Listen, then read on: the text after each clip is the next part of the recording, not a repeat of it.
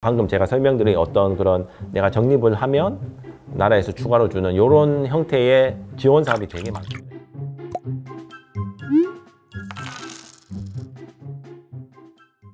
안녕하세요, 미정입니다. 반갑습니다. 예, 오늘은 또 제가 우리 청년들을 위해서 또 좋은 소식을 한번 저도 어디서 들어가지고 한번 가져와 봤는데요.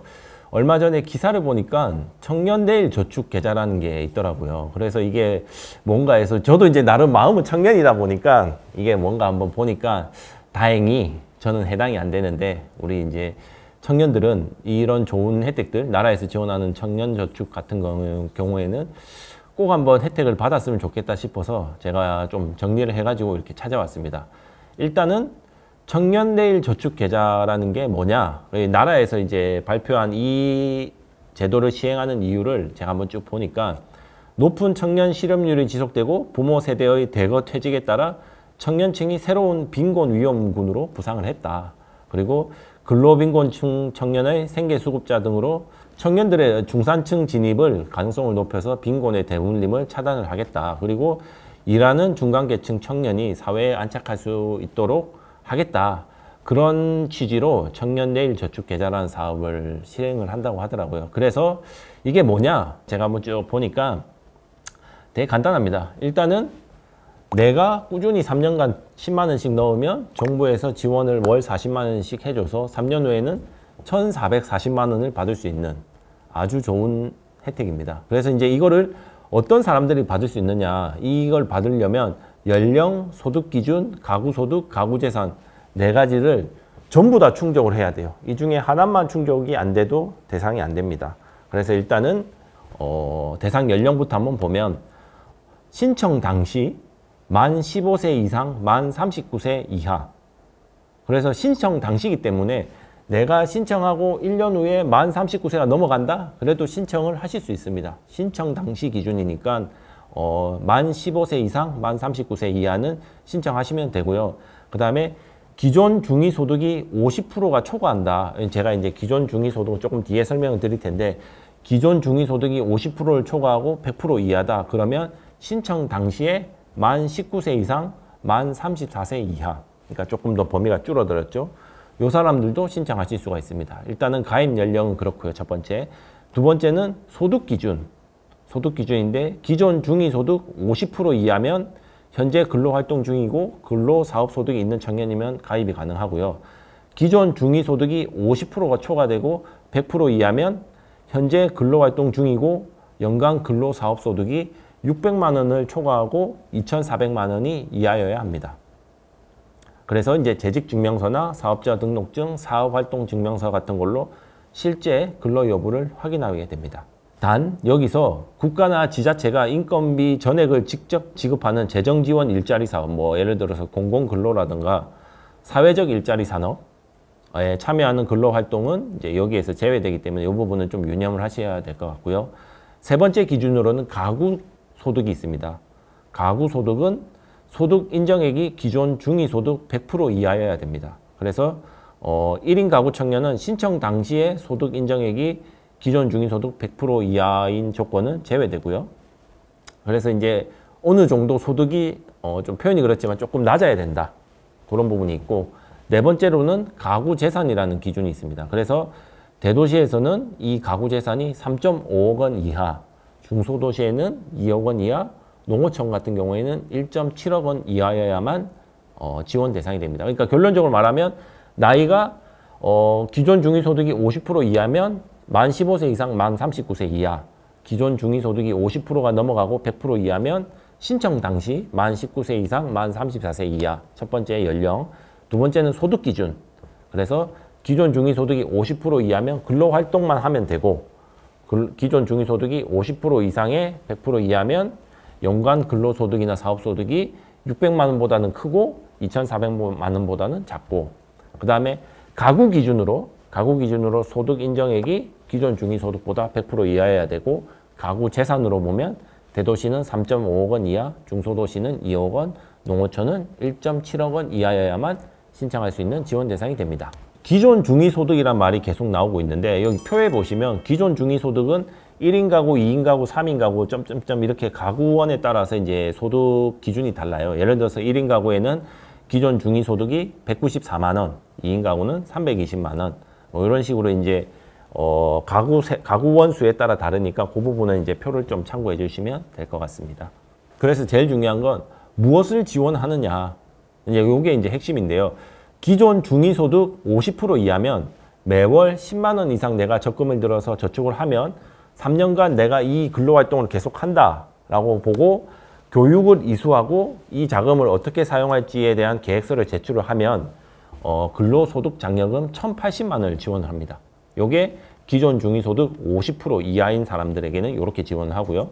기존 중위소득이 50%가 넘거나 100% 이하일 때는 매월 10만 원 내가 저축을 하면 3년간 똑같이 근로활동을 하고 교육을 이수하고 자금 사용 계획서를 제출을 하면 근로소득 장려금이 360만 원입니다. 그러니까 기준소득 50% 이하면 나라에서 1,080만 원을 지원을 하고 50% 이상 100% 이하면은 360만 원을 지원을 하게 되는 겁니다.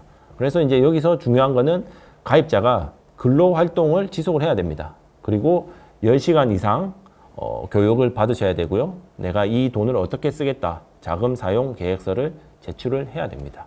여기에서 이제 본인 적립금 매월 10만 원 이상을 적립을 해야 됩니다. 매월 전월 23일에서 현월 22일까지 이제 입금을 하셔야 되고요. 첫 달에 10만 원 이상은 반드시 필수를 해야 되고 본인의 의지에 따라서 최대 50만 원까지 뭐 만 원 단위로 자유 적립을 할 수가 있는데 1회에 한해서 중도 인출도 가능하다고 하니까 긴 시간 3년 동안 꾸준히 넣는 것이 가장 중요합니다. 그리고 내가 10만 원씩 계속 넣는다고 해서 이제 나라에서 30만 원을 매칭을 해주는데 내가 20만 원을 붓는다고 해서 더 많이 되는 건 아닙니다. 기본 소득이 50% 이하면은 30만 원, 50% 이상 100% 이하면 10만 원 정액으로 이제 나라에서 지원을 하니까 다시 한번 이제 계산해 보면 제가 매달 10만 원씩 3년을 넣고 정부에서 30만 원씩 3년간 넣어주고 그래서 내가 360만 원을 적금을 하면 3년 후에는 정부에서 1,080만 원을 추가로 해서 1,440만 원을 받을 수가 있습니다. 그리고 소득이 조금 높으면 10만 원씩 매칭을 해주기 때문에 제가 3년간 10만 원씩 360만 원을 납부를 하게 되면 나중에 찾을 때 나라에서도 360만 원을 추가로 더 주는 거죠.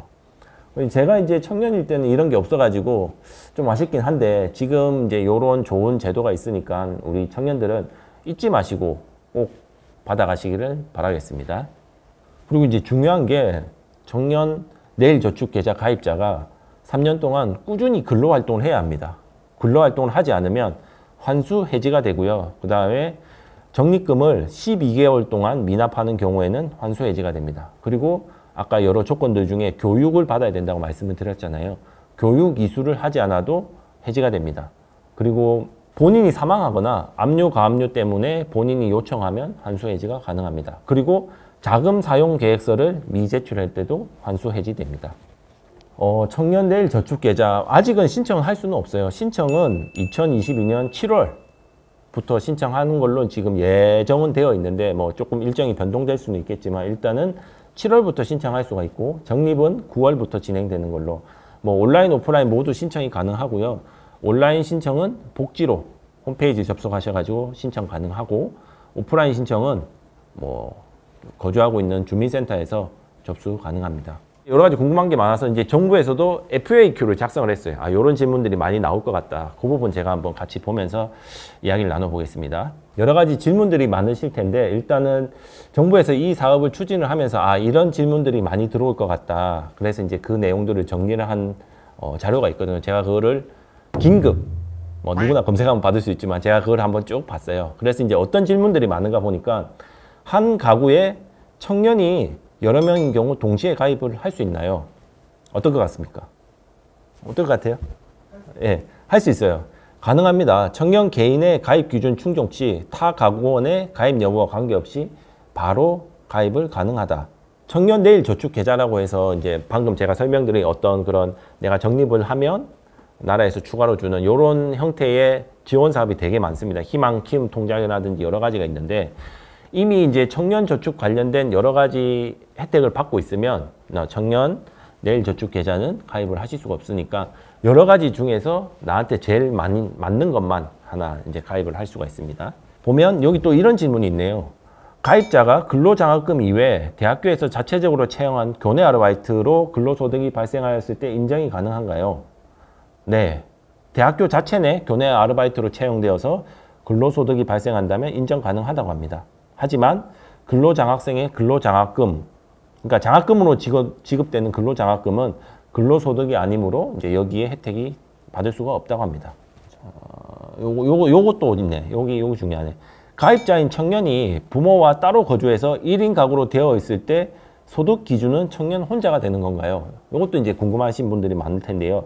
여기 보면 국민기초생활보장법상 보장가구 기준을 따른다. 제가 한번 읽어보겠습니다.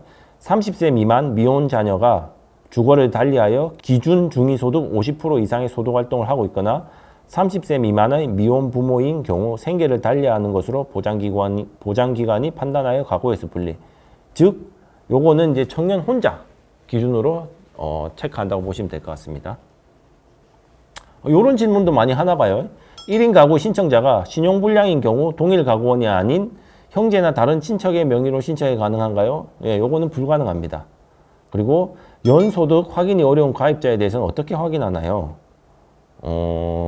가입 시 연근로소득을 확인하기 어렵다면 근로활동 기간의 근로사업소득이 월 평균 50만 원 이상 초과 발생 시 가입이 가능하다고 합니다. 자, 요것도 이제 궁금하실 텐데요. 이제 가입자가 가입 기간 중에 군입대 할 경우, 우리 이제 20대 초반 우리 남자분들 같은 경우에 군입대 반드시 해야 되는데 어떻게 처리하나요?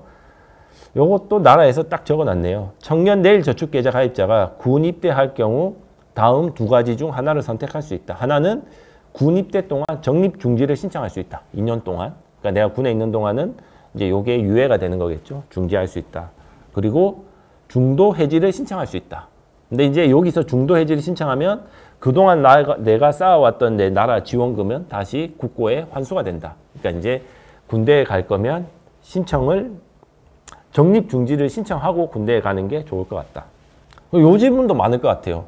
유지 중에 나이를 기준 나이를 초과하게 되는 경우에는 어떻게 해야 되나요? 이것도 제가 아까 말씀드렸지만 신청 기준으로 따지기 때문에 내가 만 39세에 신청을 했는데 바로 다음 해에 내 나이가 이 기준을 넘어선다고 해서 뭐 자격이 박탈당한다든지 그런 건 없습니다. 그냥 어떤 환수 해지 사유가 발생할 때까지는 신청 당시의 나이를 기준으로 하기 때문에 계속 이 혜택을 받으실 수가 있습니다.